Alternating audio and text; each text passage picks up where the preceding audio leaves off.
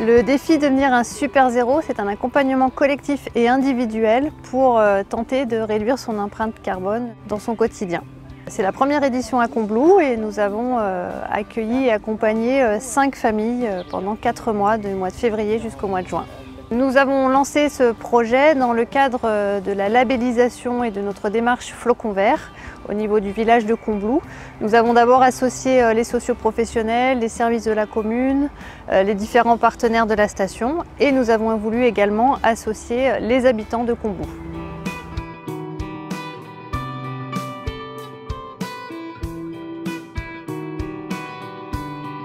Eh bien, la municipalité a fait appel à Karine Brouillet, qui est de Combloux, et qui a monté sa structure Je rêve d'un autre monde.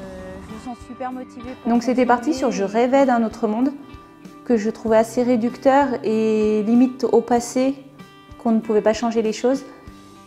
Et je me suis dit non, c'est je rêve toujours et j'ai envie d'y croire et voilà.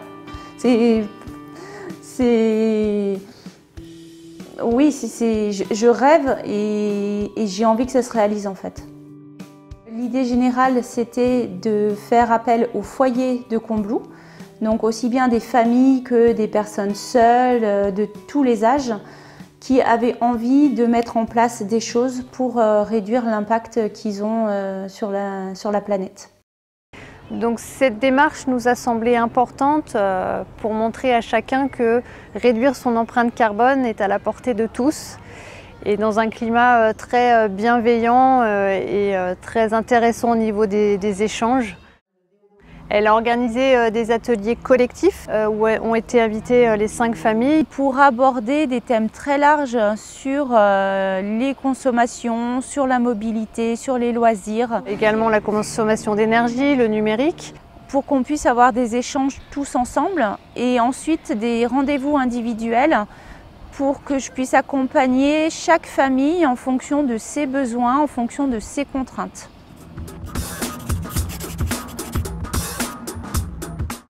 J'ai trouvé intéressant de pouvoir partager avec des gens de la commune en fait, des choses qu'on a pu mettre en place nous depuis déjà un certain temps, puisqu'avec mon compagnon on essaye d'avoir cette démarche de zéro déchet depuis déjà un peu plus de 5 ans, donc avant d'avoir nos enfants. Donc les enfants ça change beaucoup de choses et j'étais intéressée aussi d'échanger avec des parents, voir comment ce que vivaient les choses. On a décidé de participer au défi famille parce que justement en fait ça fait pas longtemps qu'on est dans la région. On n'avait pas spécialement les bons gestes je pense pour des gestes tout simples comme faire un compost et nous en fait on avait besoin d'être un peu aidés pour prendre certaines bonnes habitudes. Et puis tester une nouvelle expérience, c'est toujours riche. Et du coup j'avais aussi envie que les enfants prennent ce bon chemin avec nous. J'aime planter, arroser des radis, des courgettes, du melon et faire le compost parce que j'aime bien écrabouiller, mélanger pour que les plantes y poussent plus vite.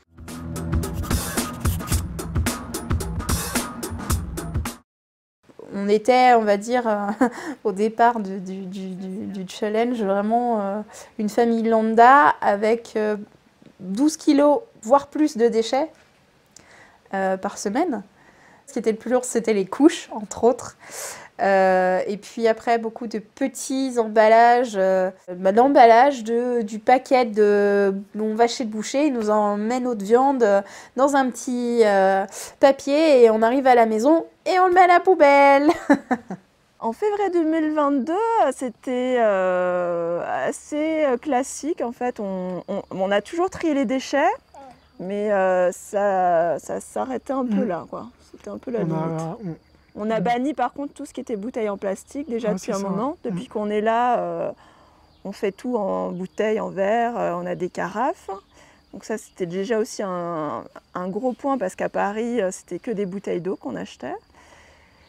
Mais voilà, ça s'arrêtait là.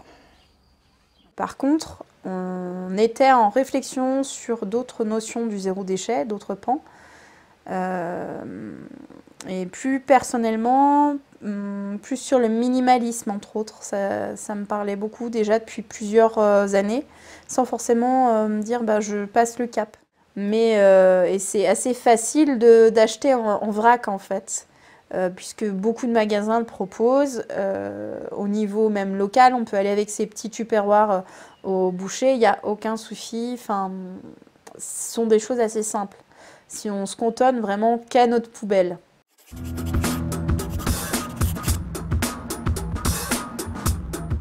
Ce que j'ai appris vraiment au niveau intellectuel, c'était tout ce qui était en lien avec l'impact vraiment carbone, même juste nous au niveau local avec la vallée de l'Arve, mais je n'avais pas conscience que ça touchait autant de pans de notre vie. Ça nous montre à quel point les hommes ont une empreinte carbone élevée, donc ça nous a appris pas mal de choses, tant par dire sa façon de se déplacer, sa façon de consommer, même sa façon de travailler, parce que Karine nous a aussi appris l'empreinte carbone de tout ce qui est mail. Comme par exemple, quand je dis, moi je travaille dans un bureau, j'envoie énormément de mails, donc même sur ça, ça m'a aussi appris à changer certaines habitudes que j'avais avant. 35 grammes pour un mail avec pièces jointes. Un mail sans pièces jointes, c'est 4 grammes. On voit déjà la différence. Par contre, il y a 10 à 12 milliards de mails qui sont échangés en 1 heure dans le monde. Donc on se dit c'est que 4 grammes, c'est que 35 grammes.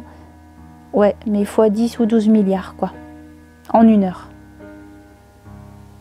Ce qui m'a tenu le plus à cœur, c'est de vraiment que les gens prennent conscience de l'état actuel de la planète, de l'état actuel au niveau local de notre montagne, et de voir qu'on avait tous, chacun à notre niveau, un pouvoir d'action. La prise de conscience réelle qu'on n'était pas franchement au top, alors que je pensais qu'on était quand même pas mal, c'est en pesant les poubelles. Là, il y a eu une réelle prise de conscience de se dire « Ah ouais, quand même! Ah ouais, je suis à 14 kilos! Bon, eh ben on va faire mieux. » Maintenant, même dans notre façon de consommer, moi je consomme maintenant beaucoup, enfin j'essaye en tout cas, c'est pas toujours facile, mais de consommer local. Et je mange moins de viande. Tout à fait, et on mange moins de viande aussi. Voilà, on a fait quand même, on a changé quand même pas mal de choses depuis quelques mois. On fait même, donc on a investi dans une yaourtière aussi pour faire nos yaourts, enfin plein de petites choses comme ça qui sont quand même assez intéressantes. Dans l'ensemble, sur des petites choses, c'est pas compliqué. Même acheter d'occasion, c'est assez facile. C'est surtout par l'exemple qu'on convainc. Dans notre entourage, en fait, d'ici, je sais qu'on a une collègue qui n'était pas du tout dans l'écologie à la base. Quand je lui ai dit que je me lançais là-dedans, elle a assez rigolé, en tout cas. Elle a dit, oh, dans quoi tu vas? Qu'est-ce que tu vas encore faire? Et en fait, toutes les semaines, je lui expliquais un peu des nouveaux gestes ou autres. Et en fait, c'est assez drôle, mais elle a adopté exactement les mêmes habitudes. Elle s'est dit, en fait, elle a pris une vraie conscience écologique de choses toutes simples qu'elle pouvait faire aussi avec ses enfants. Maintenant, on peut dire qu'on s'est beaucoup amélioré parce que déjà, rien que le compost, c'est vraiment quelque chose de tout bête, mais ça réduit vraiment drastiquement nos déchets. C'est vrai qu'avant, on avait quand même toujours des petits restes qui traînaient dans les assiettes ou autres. Maintenant, tout part au compost au lieu de le mettre dans la poubelle. Dans la vision des choses, on sait qu'on sait faire, qu'on a ce potentiel-là et qu'il y a juste la volonté à se dire il faut être plus constant, quitte à être un peu plus discipliné. Maintenant, quand on fait nos courses ou autres, on réfléchit aussi un peu mieux à ce qu'on achète. Par exemple, on va prendre surtout des emballages recyclables, on évite de prendre tout ce qui est en plastique. Donc c'est vrai que ce défi nous a vraiment fait prendre conscience aussi de notre manière d'acheter. Ça demande réflexion à chaque fois de se dire est-ce que j'ai plus intérêt à acheter quelque chose qui est emballé, mais de gagner du temps et de prendre du plaisir à être avec ma famille, ou est-ce que vraiment mes valeurs elles priment et je prends le temps de le faire avec ma famille. Voilà. Et vous en êtes où? Eh ben, je suis une maman avec 2 enfants et les journées font que 24 heures, donc parfois je fais des concessions. C'est vrai qu'on n'a pas fait la pesée des déchets, mais en tout cas on se rend compte qu'on va quand même à la poubelle moins régulièrement qu'avant. Donc on va dire que c'est plus dans le laps de temps entre 2 jets de poubelle, si je puis dire, que le résultat se fait sentir. Et du coup, bah oui, le pari est gagné.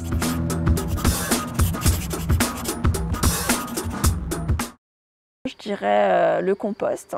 Ah, maintenant, c'est marrant, mais, parce que ça fait vraiment pas longtemps, mais maintenant ça me choquerait de jeter les aliments à la poubelle. Et d'ailleurs, on le fait même au travail. C'est vrai que maintenant, nous, on travaille dans un hôtel et c'est vrai qu'il y a aussi un compost maintenant à l'hôtel. Même là où on mange le midi, personnel, on a aussi un compost. Je peux parler de quelque chose, c'est très personnel à notre famille. C'était l'hygiène naturelle infantile. C'était de trouver des alternatives. Moi, pour pas passer mon temps à laver des couches lavables, et remplir mes poubelles avec des jetables et jeter de l'argent par conséquent. Et du coup, en cherchant un petit peu et en étant un peu plus à l'écoute des besoins de notre fils, bon, ben, on a essayé de mettre ça en place. Pour moi, personnellement, ce serait ma consommation, enfin ma consommation de viande Ouais, c'est vrai, ouais. qui diminue et qui fait que diminuer en fait.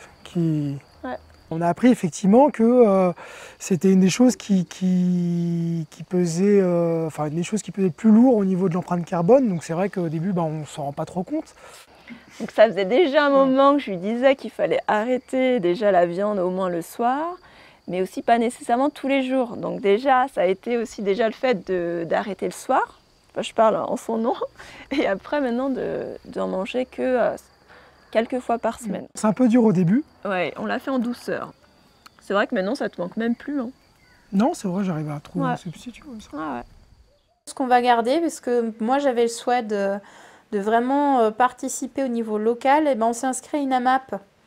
Donc voilà, on gardera la chenille et la MAP, je pense. On verra comment ça évolue. Je reviens d'une semaine à Paris où j'y suis allée pour le travail. Et c'est vrai qu'à Paris, en fait, ce qui m'a choquée, c'est que n'importe où on va, on te sert toujours une bouteille d'eau, une petite bouteille. Et maintenant, c'est vrai que c'est des choses que... Enfin, ça fait maintenant quelques années, ça me choque, toutes ces bouteilles d'eau plastique. Là où c'est plus un cheminement, c'est vraiment de se dire... je ne m'arrête pas ce mois de juin là, mais je vais continuer dans le temps à voir qu'est-ce que je peux faire et puis surtout peut-être faire son petit colibri et dire autour de moi, hey, j'ai fait ça et c'est chouette. Récemment, ça a été sur les cosmétiques. De dire, ah bah oui, t'as ça comme souci. Ah bah tu peux utiliser ça et puis tu le trouves en vrac en plus. Donc si les gens voient que nous, avec notre mode de vie, on est plutôt... en bonne santé, que notre compte en banque n'est pas déficitaire, bon ça ils pourront pas vérifier, mais qu'on peut partir en vacances ou voilà, et je me dis pourquoi pas. C'est vrai qu'il y a un geste qui pour nous est très compliqué, surtout ici, c'est les transports en commun, c'est le covoiturage. Parce que du coup, là, on habite effectivement Combloux, on va travailler à Saint-Nicolas-de-Véros. Mais c'est vrai qu'il n'y a pas de moyens de transport, de transport public, de covoiturage. De temps en temps, ça nous arrive quand on a les mêmes horaires qu'un collègue, mais c'est quand même très rare. Et donc ça, c'est vrai que c'est un point vraiment très compliqué à changer. Alors oui, j'ai renoncé à me dire qu'il n'y aura pas d'éponge dans la maison. Tout simplement parce qu'au niveau familial, c'est confortable l'éponge. Alors même si c'est beaucoup de déchets, voilà, et j'essaye de trouver l'alternative en me disant j'essaye de trouver des choses un peu plus végétales. Mais c'est quand même super pratique. Donc pour le moment, on va dire que l'éponge, c'est resté. Et le dentifrice aussi, parce que chacun a des besoins spécifiques et ça rentre plus dans la santé. Donc Voilà, on a nos dentifrices, alors certes biologiques parce que c'est important pour moi, sans qu'il y ait trop de cochonneries dedans pour pas trop polluer l'eau, mais avec un tube en plastique. Voilà. Je suis une grande consommatrice de produits, on va dire, par exemple dans la salle de bain ou autre. Et c'est des choses que j'avais un peu de mal à changer, par exemple en solide, en produits solides. Donc, alors j'essaye petit à petit de changer certaines choses, mais ça c'est encore pas tout à fait acquis. Le bilan pour moi est très positif. En tout cas, le retour des familles est vraiment extraordinaire. C'était à chaque fois vraiment une très belle rencontre avec Karine. C'était simple, c'était fluide en fait, comme si on parlait avec un ami, et puis d'échanger et de ne pas avoir de jugement sur ni notre poubelle qui est fluctuante, parce qu'elle fluctue en fonction de notre fatigue, de nos moments de vie, voilà, et c'est correct. Ouais. Je les ai amenés là où je voulais, c'est-à-dire à une forte sensibilisation sur l'environnement en général et aussi sur les consommations d'électricité, d'eau, pour faire des économies, réduire leurs dépenses. J'achète en local, donc directement, donc je ne paye pas d'intermédiaire. J'achète une fois par an ou deux vraiment une grosse commande avec plusieurs personnes pour avoir du vrac en quantité et que je stocke. Donc ça me permet de limiter à l'année des dépenses. Donc notre budget, on le met là-dedans et on fait moins de sorties. On va en forêt parce que ça coûte rien. On découvre dans le jardin les vers de terre parce que j'ai des enfants qui sont petits, donc ils sont ravis. Et puis voilà. Ce défi nous a vraiment fait prendre conscience aussi de notre manière d'acheter. Par exemple, quand on va acheter au marché, on prend aussi nos sacs réutilisables. Enfin, il y a plein de choses. Pour mes cosmétiques, je fais beaucoup de choses. Je fais des baumes. Pour les petits bobos, pour plein de choses, pour la pharmacie de la maison. Moi, c'est une passion, les plantes médicinales. Et j'ai une armoire pleine de livres avec plein de savoirs anciens parce que il m'a fallu apprendre et je me suis formée aussi à l'école des plantes médicinales de Lyon. Ce que je retiens du défi en un mot, c'est l'espoir. C'est l'espoir de voir que les choses peuvent changer parce que finalement les gens sont impactés par les connaissances que je peux leur apporter et les gens ont vraiment pris conscience qu'il fallait faire attention à la planète et à soi-même et aux autres aussi. Je trouve que quand on est parent de jeunes enfants, c'est vraiment hyper important.